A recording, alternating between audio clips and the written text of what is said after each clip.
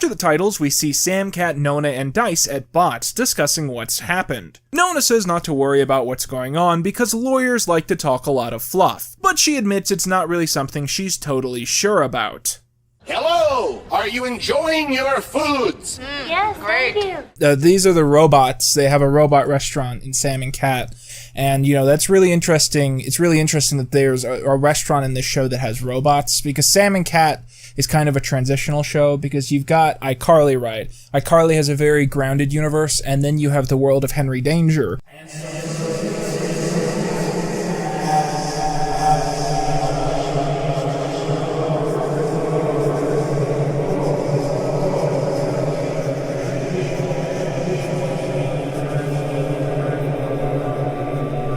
And that's what's going on there. Okay.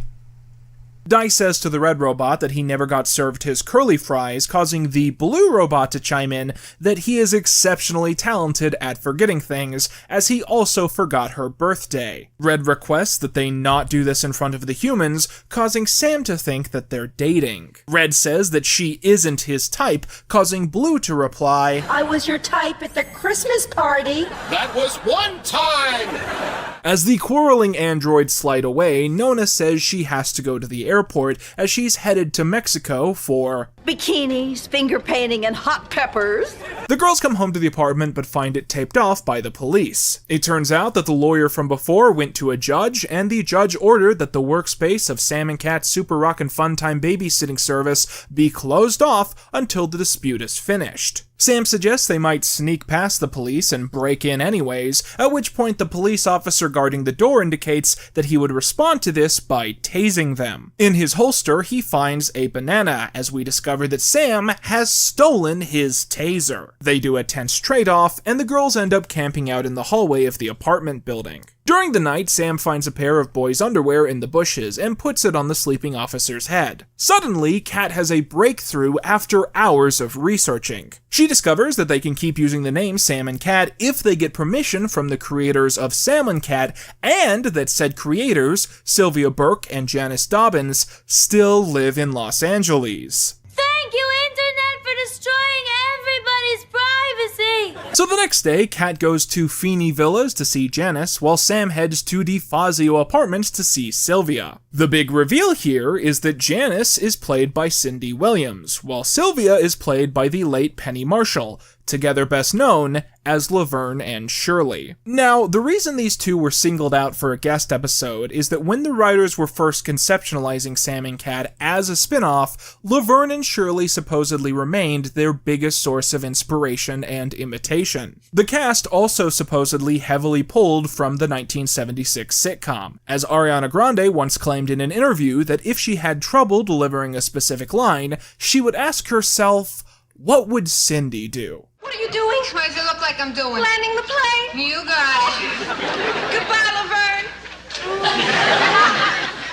We'll talk about that later, Shirley. So the gimmick of this episode is that Kat is sent off to meet a much more concentrated version of herself, but 40 years older, while Sam does much of the same. So Cindy Williams plays Janice Dobbins because she was Shirley Finney, who inspired Kat Valentine, while Penny Marshall plays Sylvia Burke because she was Laverne DeFazio, who partially inspired Sam Puckett, but not Sam Malone. It's not confusing at all. You're just stupid. Kat tries to talk to Janice about the copyright dispute, but Sylvia's mind has a tendency to float to other topics, and she begins telling Kat all about her sports balls. She explains that she has an obsession with sports played with balls, and has taken pride in collecting one ball for each sports ball in the world, each signed by a famous sports ball player. Sam's attempt to stay on track also fails, as Sylvia has a vindictive and obsessive personality, as we learn that she has a microphone and speaker system installed at her apartment which loudly projects her will onto any other person in the complex annoying her,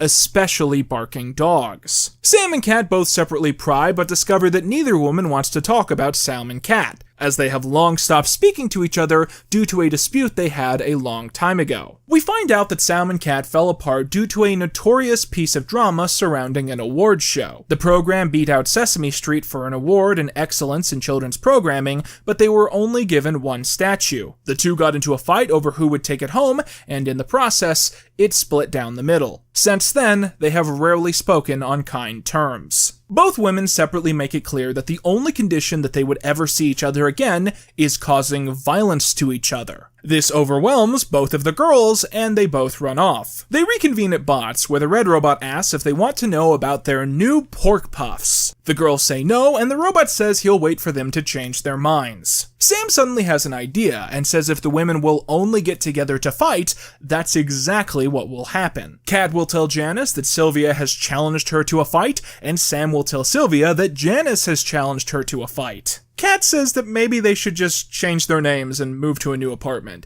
but Sam insists that once the women are together, they'll remember what it was like being friends. They leave, and the blue robot asks Red if they bought the pork puffs. Red says no, and Blue says that now he knows what rejection feels like. I never loved you!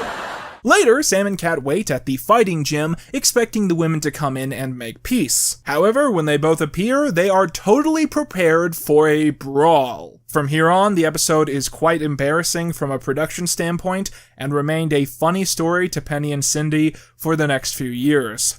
We had individual scenes with the girls, and then we just had this one physical scene, which I have, of course, thought, this will be a cakewalk.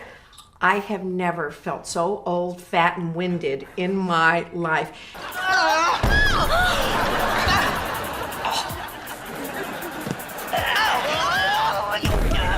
I'm on the ground like this, and I'm only on the ground because I can't get up. And she goes, I'll get on top of you like this, and we'll roll. Well, because we're wider now, and to roll was not... I was holding on. I don't think it's funny. No, they made us box, which was stupid in my opinion. And then we had planned out things that we hadn't done in fighting before, because we've done a lot. Yeah, whether we were slapping or biting a hair, whatever, we've done that. But they put boxing gloves on us, and we had rehearsed So we a couldn't little do bit. anything. A day, half a day or 5 minutes, whatever it was. Then when they were shooting, they said, stop. Now punch her right in the face. I said, this is a children's show. I am not going to hit her in the face. I don't think that's correct. No, And you so were there right were- in the end. I wasn't thinking of it like that. I was thinking of it as the punch that I gave, like Ron. But you were right about it. But they were very nice, the girls. Everyone was very nice. Yeah. I shouldn't have trusted you. Yeah, you made a mistake.